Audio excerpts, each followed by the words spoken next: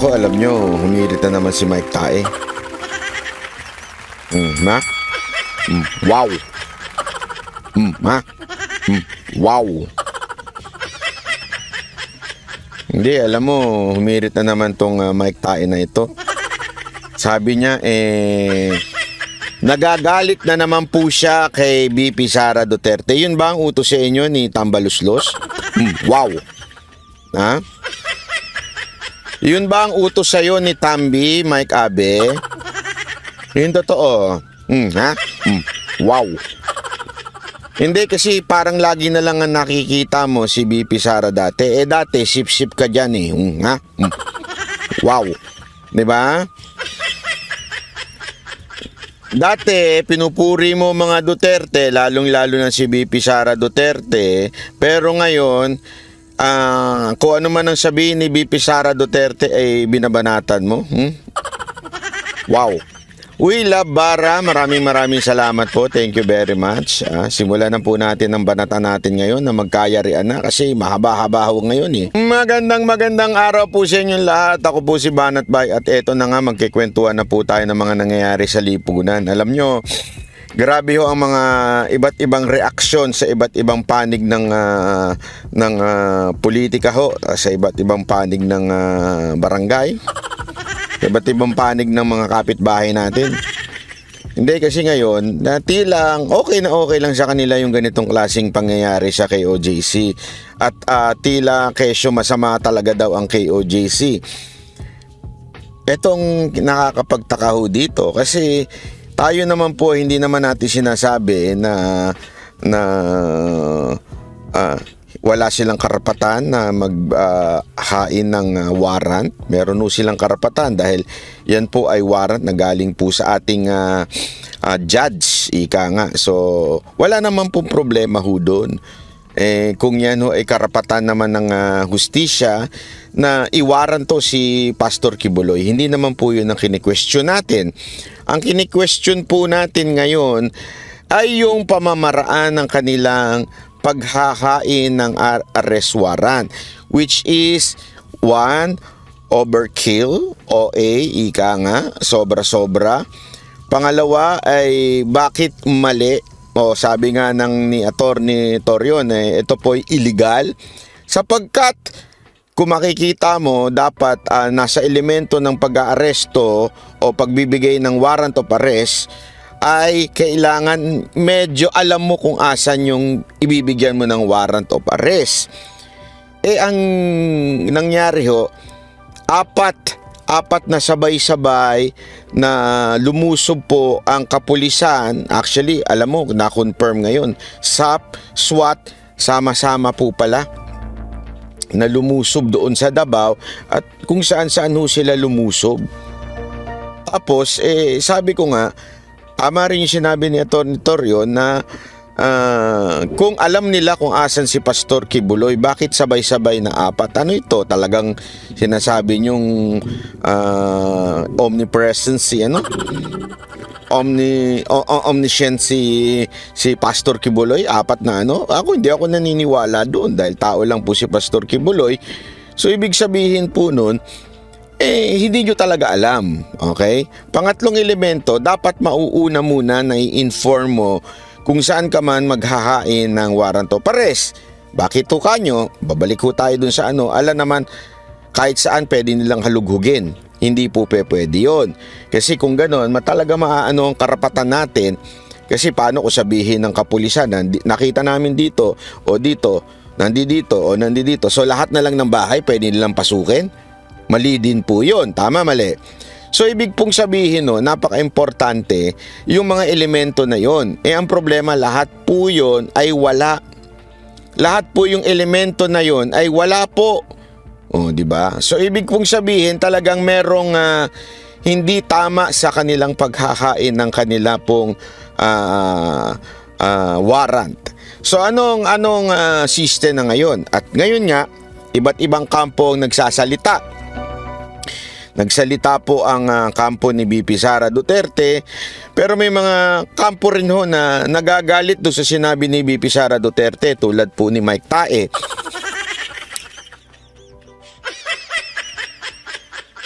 Sabi nga nila, wag na daw pansinin niya si Mike Tae kasi wala naman pong alam yan. Puro wow, wow, wow, wow. Puro ganon ang alam niyan. Pero importante kasi natin na tablahin din ho yung kanyang pananaw dahil nagpapakalat po siya ng katangahan. Alam nyo naman po tayo. Galit na galit po tayo sa katangahan. Kasi alam mo,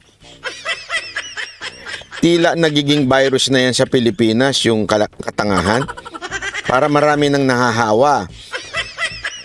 Hindi kasi sinasabi niya, bakit daw nagko-komento si VP Sara Duterte. Ito yung bagong packaging nila ngayon ha. Ito ang packaging nila. Papansinin nyo, sabay-sabay, pare-pareho yung mga ulol niya kung ano sinasabi, yung mga troll.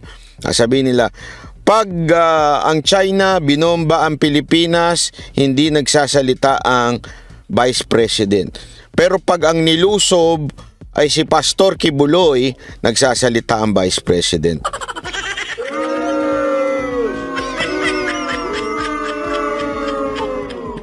Alam mo, dito mo talaga malalaman na maraming tanga sa Pilipinas.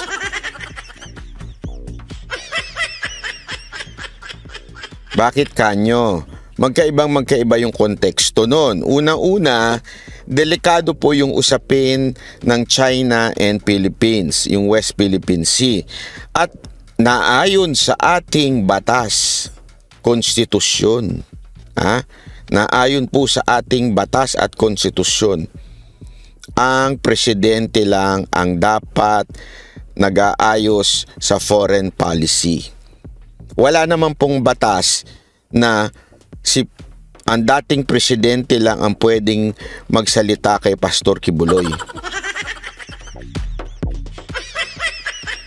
Iriri Inoberas, sir, tuloy po ba kayo dito sa Hong Kong? Hindi ako sure eh. Lalo ba naman sa mga pangyayari ngayon? Pakitanong po kay Boss Dada. Si Boss Dada mas maraming alam sa amin yan. So, pangalawa, okay? Kung magkomento at kung sakasakaling magkamali si BP Sara sa komento niya tungkol sa China, apektado ang buong bansa. Okay? Kung ano man ang komento ni Vice President Sara Duterte sa China, apektado ang buong bansa. Ngunit kung magkomento man siya kay Pastor Kibuloy, wala naman po maapektuhang buong bansa sa pagdi-decide. Kasi magdi-decide at magdi-decide pa rin ang pulis at ang ating korte kung tama ba ang ginawa ng pulis o mali ba ang ginawa ng pulis. Korte pa rin po ang final say dyan. So it will not affect, di ba? Kahit magsalita po si Vice President Sara Duterte. Pero pag nagsalita si Vice President Sara Duterte tungkol sa China, tungkol doon sa nangyayaring bombahan sa China, ang mangyayari po baka i-quote pa siya ng China at mabastos naman ang ating Pangulo. Hindi ko maintindihan dito sa mga tanga na to, no? Yung mga vlogger na tanga. At pinagkokomento nila si VP Sara Duterte tungkol sa China. Wala kayong respeto sa presidente nyo? Hindi, ako nagtatanong lang wala po ba kayong respeto sa presidente nyo na dapat ang presidente ang nagsasalita tungkol dyan? Hindi ho dapat ang bakit si Vice President ang hinihinga ninyo? Inutil po ba yung presidente natin? Hindi, ako nagtatanong lang, Mike Abe, inaamin mo ba na inutil ang ating presidente?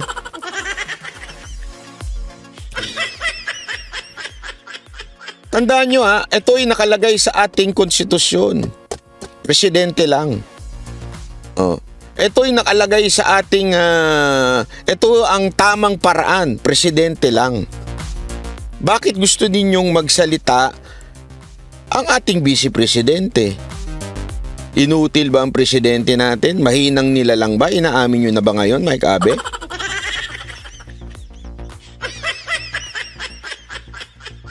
O sadyang tanga ka lang talaga?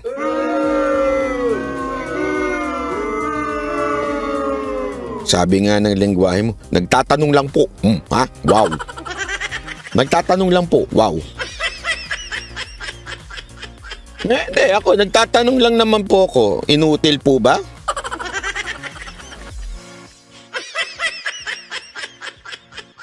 Pero tanungin kita kung hindi ka tanga.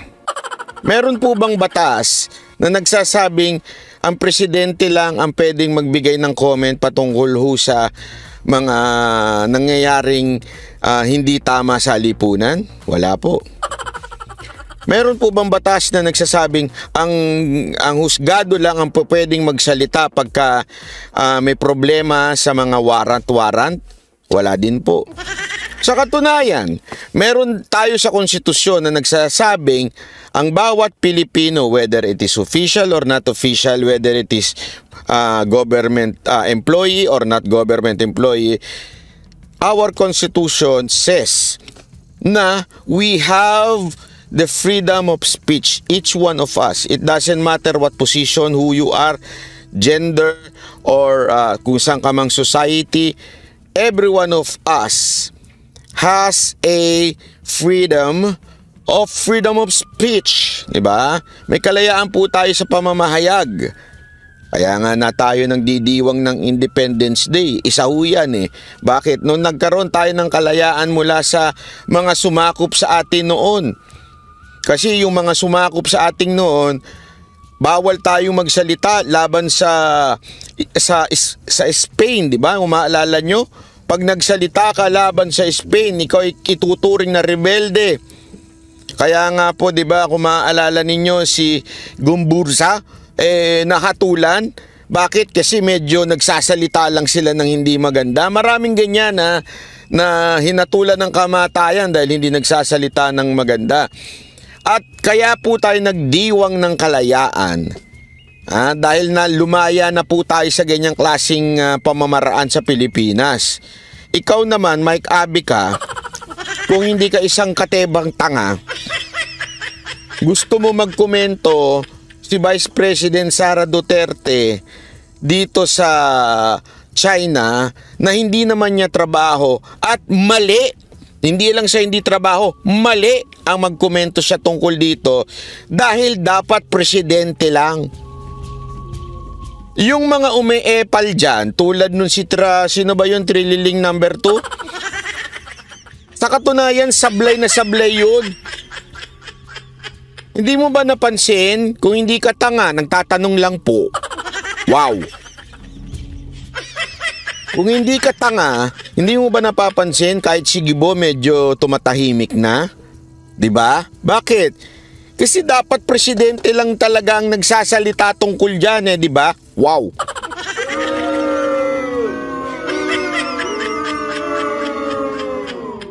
Mike Tae, sa totoo lang, mag-aral ka kasi ng batas. Ang tagal-tagal mo na sa industriya ng broadcasting tagal-tagal mo ng media. Utak mo na iwan na. 'Di ba?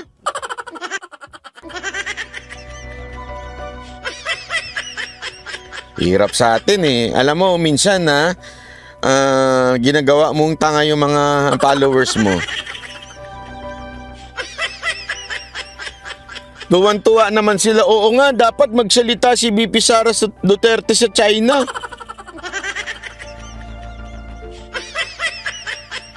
Tanga ba kayo? Sinasabi nyo ba mahina ang presidente at inutil ang presidente natin? Inaamin nyo na ba ngayon?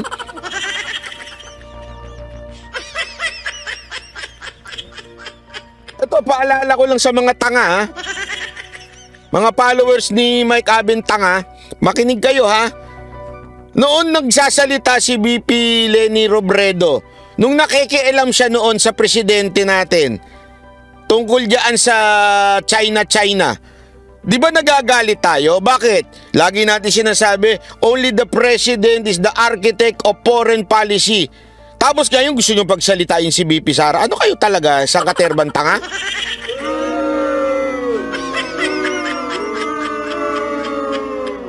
Wow.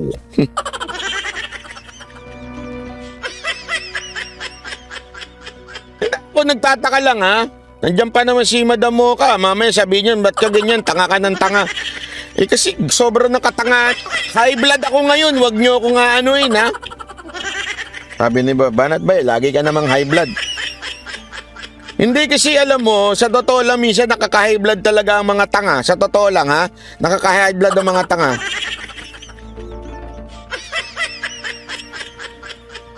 Oh, bati-bati naman tayo sa mga moderator natin dyan na masisipag. Oy, mga moderator natin, kilala nyo kung sino kayo ha. Huwag na kayo magpa-importante na kailangan batiin pa. Sungit. Sungit di ba, Natbay?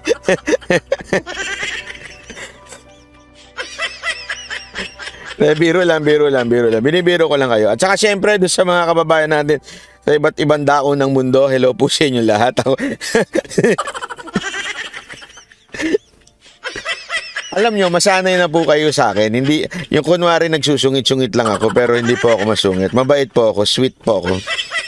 Diba sabi nga nila, ang drummer ay sweet lover.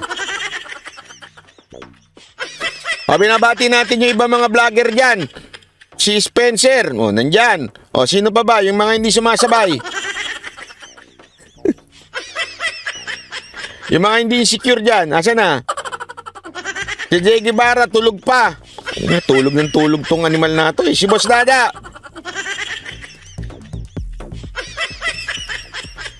Uy, panoorin nyo yung ano. Uy, grabe. Buti naman merong nagpakulay ng buhay natin. Ay, si Anna Ruth. Si Anna Ruth pala yun. Oh, Anna Ruth, ikaw pala yun.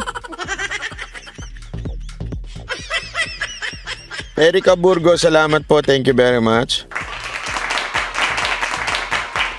Hindi, pagpasensyahan nyo na kung medyo mainit ang ulo ko ngayon ha. Kasi nung pinapanood ko si Mike Abe, wow, wow. Hindi, kaya tuloy, alam mo, sa totoo lang, nagpapasalamat ako kay Mike Abe. Kasi ngayon nakikita ko yung takbo ng utak niya. Sabi ko, abay, mas karapatan pala talaga kami maging host ng SMNI kaysa sa kanya. Hindi kasi kung ganun yung utak mo, tapos naging host ka ng SMNI.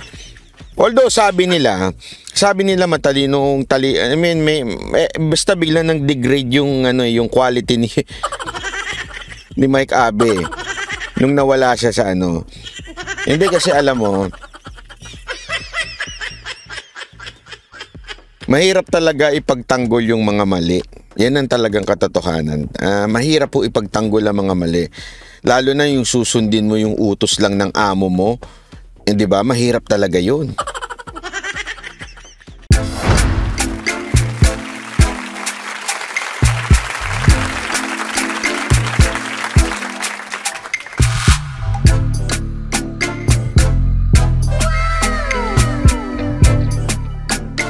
The next performance will start momentarily.